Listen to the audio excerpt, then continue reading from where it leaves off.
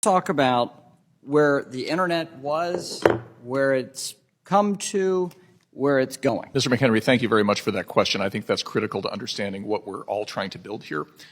So the characteristic of Web 1, if people remember their original AOL account, was an ability to look in a curated walled garden at a set of content that was not interactive but was presented to you on AOL the way that Time magazine used to show you the articles they wanted you to see inside of their magazine. Just you could see it on a screen.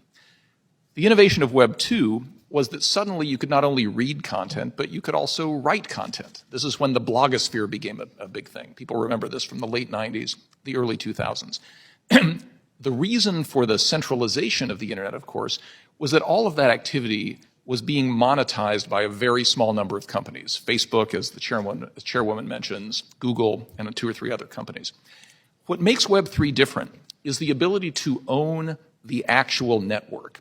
And that's what crypto assets themselves represent, is an ownership stake in an underlying network. So when you hear people talk about, for example, layer 1 tokens, what they mean is this is your reward for providing the ledger maintenance services, the computing power to the network that on Web 1 and 2 was done by Google, right? So now people in my hometown of Pueblo, Colorado can actually own the Ethereum network, but they can't own the internet. That's owned by Google and a few other companies.